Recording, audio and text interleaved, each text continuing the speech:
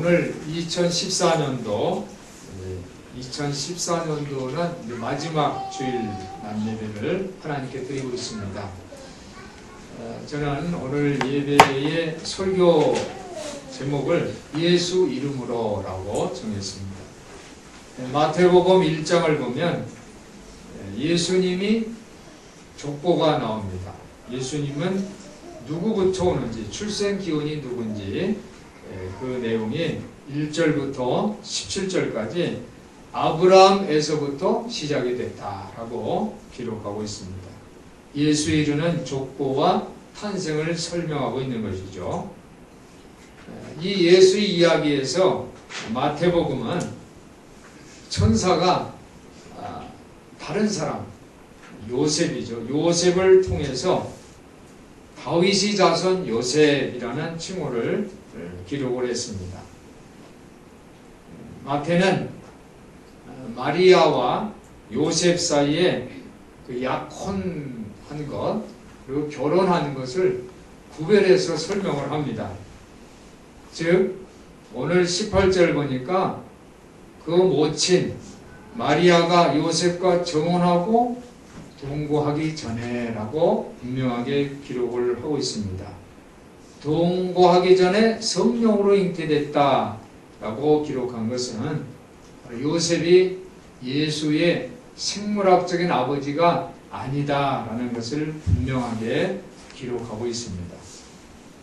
이 아기 예수는 성령으로 잉태되었다라고 기록을 했습니다. 그런데 성령은 자식을 낳을 수 있는 남성적인 힘이 아닙니다. 성령은 히랍에서는 중성명사입니다. 히브리어에는 여성명사예요. 만일 오늘 마태 기자가 예수의 그 탄생을 하나님과 인간으로 결합시키고 싶었다면 다양한 방법이 있습니다. 예를 들어서 히랍과 로마의 문학에는 신과 인간이 결합되는 그런 이야기를 다룬 그런 소재들이 풍부합니다. 고대 히랍 신화에 나오는 신들의 탄생의 이야기가 있는데 거기에는 인간으로 변장한 신적 존재가 인간 여자와 육체적인 결합을 통해서 생명을 탄생하는 그러한 이야기들이 많이 있습니다. 즉 반신 반이, 반은 신이고 반은 인간인 신적인 존재가 처녀와 성관계를 맺음으로써 생명을 탄생하게 하는 것입니다. 예를 들면 페르세우스 신화를 보면 아크리시오스 왕은 그의 딸 다나엘을 아무도 들어갈 수 없는 청동 탑 속에 가두어 두었습니다. 그런데 제우스가 황금비로 모습을 바꾸어 방으로 스며든 뒤에 다나엘을 임신을 시킵니다. 그리고 태어난 아기가 바로 페르세우스입니다. 이처럼 히랍 신화는 신들이 자기의 성적인 육적인 욕심을 채우기 위해서 인간 여자와 육체적 관계를 맺음으로써 생명을 탄생시키는 것입니다. 우리나라에도 시조 설화가 있죠. 박혁거세 어디서 태어났어요? 알에서 태어났어요. 김할지, 그죠? 주몽신화 이런 것들은 다 오랜 세월 동안 구전되다가 많은 세월이 지난 후에 구전이라는 것은 이제 말로 이렇게 전해지다가 오랜 세월이 수백 년, 수천 년이 지난 다음에 문자로 기록된 그러한 역사입니다. 사실인지 아닌지 알 수가 없죠. 그런데 예수 탄생 이야기는 예수님이 죽으신 다음에 100년도 안 됐어요. 40년, 50년이 지나기도 전에 문자로 기록된 사실입니다. 즉 역사적인 그 정밀성에 있어서 예수 탄생 이야기와 히랍 신화나 우리나라 시조 설화와는 비교할 수 없는 그러한 사실인 것입니다. 오늘 예수 그리스도가 성령의 능력으로 동정녀 마리아의 몸에서 태어났다는 이 믿음은 초대교회에서 한번 따라해 보실까요? 초대교회에서 이 이 초대교회에서 신앙의 핵심이었어요. 예수님은 누구에게 태어났어요? 동정녀 마리아에게서 태어났다. 성령으로 잉태돼서 태어나셨다 하는 것이 초대교회의 신앙적인 핵심이었어요. 그런데 복음서는 마태, 마가, 누가, 요한복음, 사중복음이 있는데 복음서 중에 마태 기자와 누가는 예수 탄생을 기록할 때 조금 다르게 기록을 했어요. 누가 기자는 마리아의 이야기를 중점적으로 주인공으로 세워서 예수 탄생 이야기를 다루었는데 마태는 마리아보다는 요셉을 통해서 기록했습니다. 요셉. 즉 생물학적인 아버지가 아닌 요셉을 통해서 예수 탄생의 이야기를 기록을 했습니다. 오늘 저는 마태 이야기를 전하면서 예수 이름으로 라는 주제로 우리 성도들과 은혜를 나누고자 합니다. 한번 따라해 보실까요? 예수 이름으로. 이 예수 이름으로라는 뜻이 어떤 의미가 있는가? 우리에게 어떤 은혜가 있는가? 어떤 은총이 있는가? 라는 그 주제를 오늘 주목하면서 들어주시기를 바랍니다. 오늘 마태는 성령을 창조적인 힘으로 제시를 했습니다. 마태는 예수를 다윗의 자손 합법적인 유대인 메시아로 제시를 하고 있습니다. 19절에 보니까 그 남편 요셉은 의로운 사람이다 그랬어요. 남편 요셉의 족보를 보니까 바로 아브라함의 족보예요. 다윗 왕, 다윗 임금의 자손이 바로 요셉입니다. 요셉은 의로운 사람이다. 법대로 사는 사람이라는 거예요. 그런데 이 요셉이 약혼한 마리아가 지금 어떻게 됐다고요? 임신했다는 소리를 들읍니다. 얼마나 기가 막혀요. 아직 결혼도 안 했는데 임신했다는 소리를 들어보세요. 신랑이. 그러한 계시를 듣고 아주 힘들어하는 그런 상황에 빠졌습니다. 그리고 요셉은 어떤 생각을 했냐면 저를 드러내지 아니하고 가만히 끊고자 합니다. 마리아의 이 이야기를 세상에 드러내고 싶어 하지 않습니다.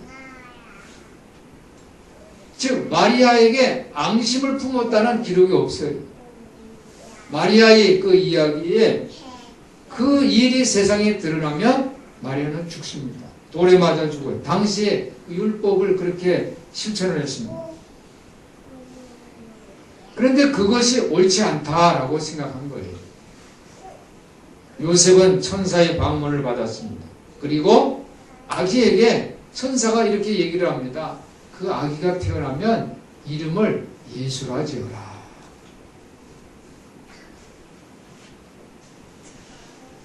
그러니까 아기에게 예수라는 이름을 붙일 권리를 부여를 받는 거예요. 마태는 예수의 그 합법적인 기초를 다윗의 자손 예수라는 그 합법적인 기초를 기적적인 출생 환경에서 즉 성령으로 잉태됐다라는 기적적인 출생 환경에서 찾지만은 않습니다.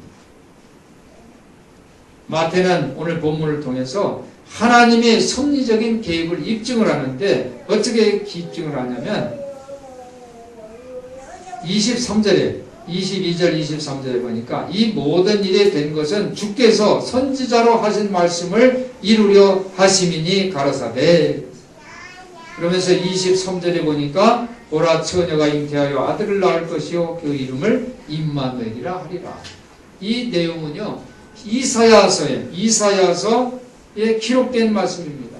이사야서 7장 13절 14절을 보면 이사야가 가로되 다윗의 집이여 청컨대 들을지어다 너희가 사람을 괴롭게 하고 그것을 작은 일로 여겨서 또 나의 하나님을 괴로우시게 하려느냐. 그러므로 주께서 친히 징조로 너희에게 주실 것이라.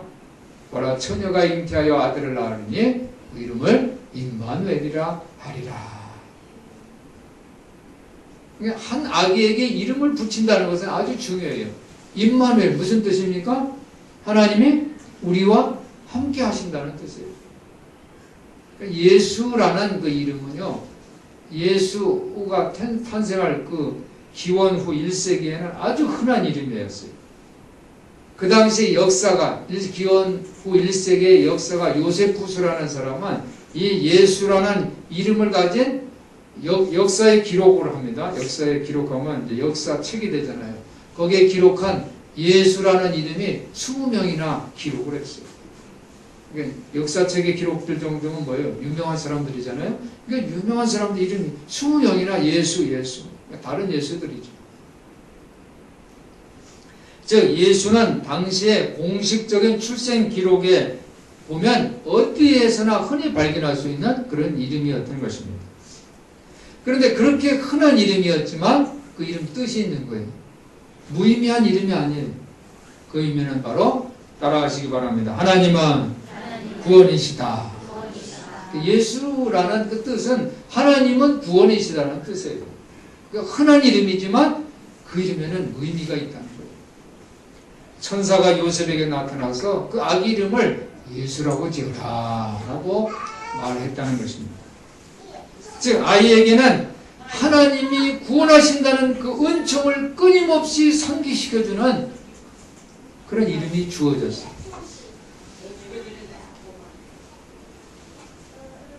원래 이사야서 7장 14절에 보라 처녀가 잉태하여 아들을 낳으리니 그 이름을 임마누엘 하리라. 이 뜻은 무슨 의미냐면 원래 뜻은 이미 임신을 해서 한 젊은 여인이 임신을 했는데 전쟁이 일어난 거예요. 임신한 엄마가 전쟁에서 얼마나 힘들겠어요. 얼마나 고통스럽겠어요. 즉 위협적인 그 침입으로부터 구출될 것이다. 즉 하나님이 함께 하시니까 그런 의미예요. 원래 의미는 그런 의미예요. 이사야서 7장부터 10장까지 보면 수리아와 이스라엘이 전쟁을 합니다. 그런 예언이 있는데 아하스, 유다 왕 아하스는 한 번은 수리아에게 패배합니다. 또 한 번은 이스라엘에서 대패를 해요. 그 북쪽에 있는 나라로부터 계속 유다는 공격을 받고 힘들고 어려운 상황이 있었어요. 그런데 북쪽에 있는 수리아와 이스라엘이 동맹까지 하면서 쳐들어옵니다. 유다 왕 아하스 임금은 모든 정치적인 계획을 생략하고 여호와 안에서 하나님 안에서 굳게만 서 있으면 하나님이 다 수리아도 이스라엘 다 물리쳐 줄 텐데 그런데 아하스는 그걸 믿지를 못합니다. 예언자 이사야를 통해서 아하스에게 임마누엘 하나님이 함께 하신다 라는 그러한 메시지를 전했는데도 불구하고 아하스는 교만하게 이걸 거절을 합니다. 뭐라고 하냐면 나는 구하지 않겠습니다. 나는 여호와를 시험하지 않겠습니다 라고 얘기를 하는 거예요. 예수님도 그러죠. 하나님을 시험하지 마라. 주 너희 하나님을 시험하지 말라. 아하스가 예수님은 진정으로 사탄과 싸워서 그런 말을 했는데 하나님이 종 선지자를 통해서 이사야를 통해서 전해주는데도 나는 구하지 않겠습니다. 나는 하나님을 여호와를 시험하지 않겠다고 아주 교만하게 이렇게 얘기를 했습니다.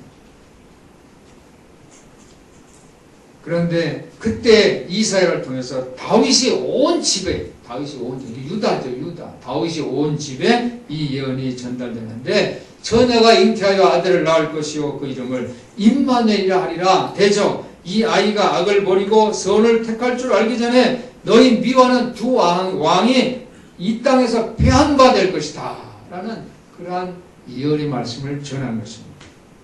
마태는 이 이사야서 이 선지자 예언서를 보면서 예수 탄생과 결합을 시킨 거예요. 그 자체를 하나의 예언으로 간주를 한 거예요. 이사야 시대에 태어난 그 아이에게 붙여진 이름인 임마누엘을 취해서 예수에게 상징적으로 예수는 임마누엘 예수라 하라 이렇게 적용을 한 것입니다. 임마누엘은 하나님 우리와 함께 계시다는 의미잖아요. 아직 결혼도 하지 않았는데 아기가 탄생됐어요. 그 신랑 실제 생물학적인 아버지가 아닌 요셉은 이 아기 이름을 예수라고 이름을 붙이는 그런 권한을 부여를 받았어요. 즉 그분은 그 아기는 우리를 구원하시고 우리와 함께 하신다는 그러한 신앙 고백인 줄 믿습니다. 즉 구원을 하나님 우리를 구원한다. 우리를 죽을 수밖에 없는 죄 가운데서 우리를 구원하셨잖아요. 이 구원이라는 의미는 바로 우리 인간이 하나님과 여호와 아주 친밀하게 교제한다는 그런 의미예요. 오늘은 기도 응답주의를 지키는데 우리가 하나님 앞에 기도한다는 것은 하나님과 어떻게 해요? 아주 친밀하게 교제한다는 거예요. 하나님이 우리를 하나님과 친밀하게 교제하도록 우리를 창조하셨음을 믿으시기 바랍니다. 부모님들은 자식을 키우잖아요. 자식이 얼마나 친합니까? 내리사랑이잖아요. 그죠? 자식을 보면 사랑하고 주고 싶고 그렇잖아요. 하나님 우리를 창조하신 것은 우리를 구원하시고 친밀하게 교제하기 위해서 그렇게 우리를 창조하셨음을 믿으시길 바랍니다. 그 관계를 갖기 위해서는 우리는 변화되어야 할 줄 믿습니다. 이 죄와 자기 중심적인 이기적 이 마음에는 변화할 수가 없어요. 죄는 변화하지를 않습니다. 자기 중심적인 이기심은 변화하지 않아요. 그러나 우리가 하나님께 돌아설 때에 그분을 통해서 예수를 통해서 우리가 그분과 교제하게 되고 구원받게 됨을 믿으시기를 바랍니다.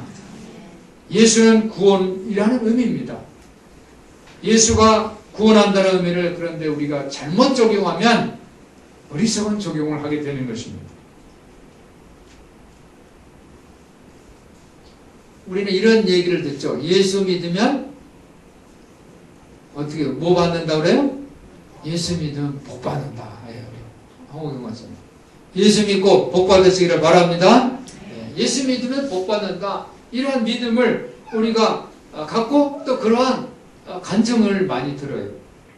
예수 믿었기 때문에 자식이 잘 되고 또 예수 믿었기 때문에 부자 됐고 사회에서도 성공했다는 그런 간증 이야기를 많이 들어요. 심지어 머리가 되고 꼬리가 되지 않는다는 그런 간증도 듣습니다.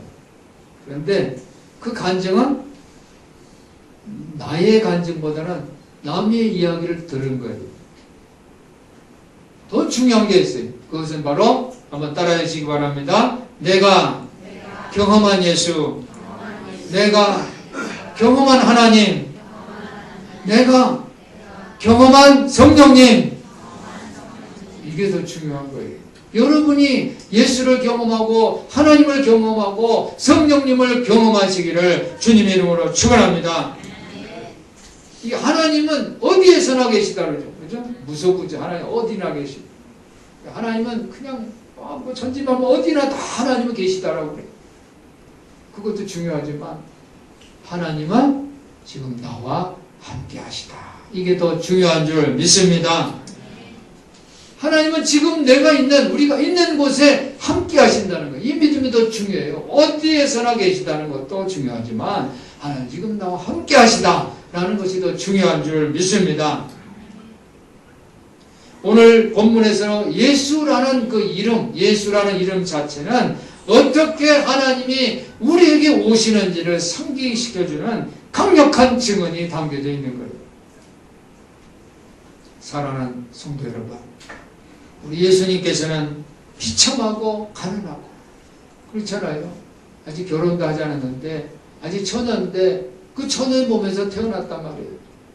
만약 그 사실이 사람들에게 알려지게 되면 엄마는 어떻게 돼요? 죽임을 다 돌로 맞아 죽는 거예요.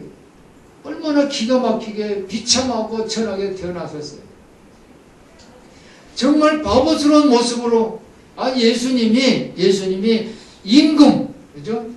정말 그 나라를 지금 다스리는 임금, 왕비 몸에서 태어나면 얼마나 좋은 지체가 좋은 귀한 그러한 모습으로 사셨을 거예요. 그런데 예수님은 비참하고 가난하고 바보스러운 몸으로 오셨어요. 왜 하나님께서 그런 모습으로 성육신 하셔서 오셨을까? 생물학자는 아버지도 없이 왜 예수를 태어나게 하시면서 그 몸을 빌어서 하나님께서 오셨을까? 사랑하는 성도 여러분, 오늘은 기도 응답주일로 지킵니다. 여러분, 기도는 주술이 아니에요. 기도는 뭐가 아니라고요? 주술. 즉 주술은 뭐예요? 주문하는 거예요. 도깨비 방망이가 되는 거예요. 금 나와라 뚝딱, 은 나와라 뚝딱 하면 바로바로 나오는 게 주술이에요. 기도는 주술이 아닙니다. 기도하면서 만수무강, 또 무병장수, 만사형통, 이것을 구하는 게 아니에요. 기도하면서 어느 대학에 갈까, 어느 직장에 갈까, 내가 오른쪽으로 하는 게 좋아요, 왼쪽으로 하는 게 좋아요 라고 도구로 사용하는 것이 기도가 아닙니다.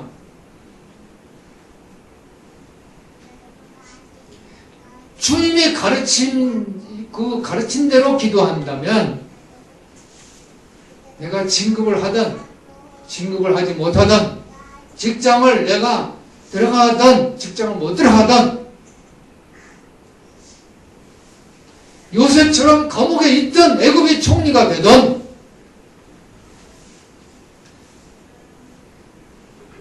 어떤 상황이든지 그건 상관이 없는 거예요.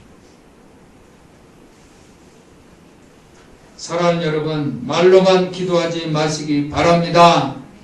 여러분의 기도는 삶으로 기도해 주시기를 예수님 이름으로 부탁을 드립니다. 내가 짜장을 먹고 싶으면 짜장 먹는 거예요. 짬뽕을 먹고 싶으면 짬뽕 먹고 볶음밥 먹고 싶으면 내가 기호대로 먹는 거예요. 내 삶은 내가 선택하면서 사는 거예요. 하나님, 이리 가는 게 좋아요? 저리 가는 게 좋아요? 내가 짬뽕 먹는 게 좋아요? 짜장면 먹는 게 좋아요? 이거 기도가 아니라는 거예요. 예수님은 우리에게 기도를 가르쳐 주셨어요. 어떻게 기도하면 좋습니까? 예수님이 가르친 기도를 뭐라고 불러요? 주기도문이라고 불러요. 주기도문에서는 예수님은 어떻게 기도합니까? 일용할 양식을 주옵시고 그랬어요.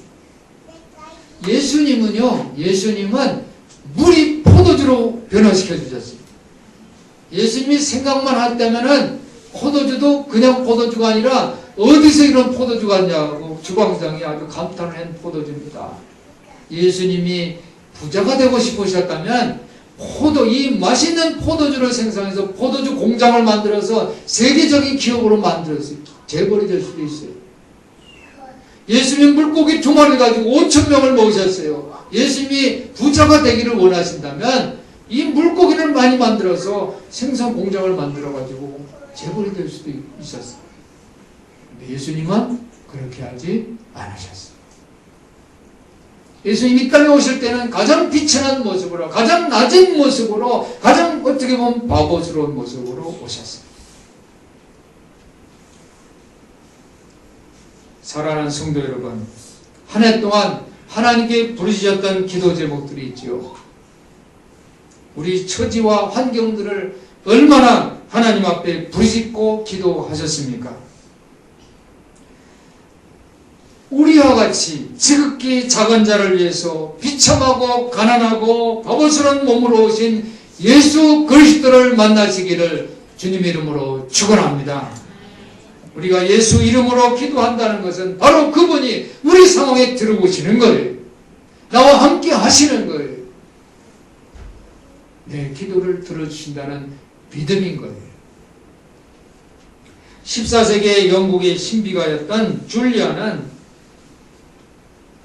기쁨이라는 것은 바로 모든 것 안에서 하나님을 보는 것이다 라고 고백을 했어요. 이사야 선지자도 온 땅에 그분이 영광이 가득 차다 라고 고백을 했습니다. 또렌 목사님은 어느 대학생이 질문합니다. 그리스도가 진심으로 가슴에 와 닿습니까? 가슴에 와 닿습니까? 라고 목사님에게 질문할 때에 또렌 목사님은 내 피부가 내 몸을 감싸고 있는 것보다도 더 깊이 독생자 예수 그리스도는 내 마음을 감싸고 있다네. 우리의 믿음의 선배들은 이렇게 하나님의 임재를 경험하고 우리에게 믿음의 유산을 내려주셨습니다. 하나님을 만나려고 수많은 사람들은 하나님은 저 하늘 높고 높은 보좌에 계시다. 하나님은 저 높은 곳에 계시다. 혹은 바깥 어딘가에 다른 일 때문에 바빠서 다른 곳에 계시다. 이렇게 믿습니다. 그렇게 생각하기 때문에 전능한 하나님과 교감하려는 많은 사람들은 하나님을 만나려고 했지만 좌절과 분노를 느끼고 하나님과 연결고리를 찾지를 못하고 있습니다. 사랑하는 성도 여러분, 신앙생활을 오래 하다 보면 하나님이 우리 마음속에 존재하고 하나님 나라는 우리 마음속에 있다는 이 예수의 말을 이해하게 되지만 이것을 마음으로 이해하는 것보다 머리로 이해하는 경우가 많아요. 힘들고 어려운 가운데 좀 힘든 상황이 지금 있지만 이 상황을 다 지나고 난 다음에야 하나님이 과연 우리와 함께 하셨구나. 야곱이 고생하잖아요. 고생하고 꿈꾸고 나니까 하나님이 사닥달통 오르락날 천사 오르락날이거리고 하나님의 음성을 듣고 깨서 보니까 그죠? 밤에 그냥 편한 잠을 잔 게 아니잖아요. 따뜻한 방에 잔 게 아니라 돌베개를 메고 잤는데 그래 고생하고 나서 꿈에서 깨어나고 보니까 뭐라고 고백합니까? 하나님이 여기에 계셨구나. 할렐루야. 하나님은 우리 인생의 한 조각 한 조각을 맞추시고 계시는 것을 믿으시기 바랍니다. 우리는 그저 그분 하나님이 사랑을 온몸으로 느끼기만 하면 되는 거예요. 우리 할 일은 믿는 것뿐입니다. 오늘 기도 응답 주일에 해야 할 일은 바로 예수 이름으로, 한번 따라 예수 이름으로 믿는 거예요. 그래서 내가 말로만 기도하는 것이 아니라 삶으로 기도하고 하나님의 임재를 체험하고 고백하는 저와 여러분 되시기를 예수님 이름으로 축원합니다. 기도하겠습니다. 하나님 아버지, 2014년도 마지막 주일을 보내면서 예수 이름으로 하는 귀한 말씀 만나게 하심을 감사합니다. 우리 심령 비석에 새겨 주옵소서. 예수 이름으로 기도하고 하나님을 사랑하고 이웃 사랑의 그 삶으로 기도하는 우리 모두 되게 하여 주시옵소서. 우리 주 예수 그리스도 이름으로 기도하옵나이다. 아멘.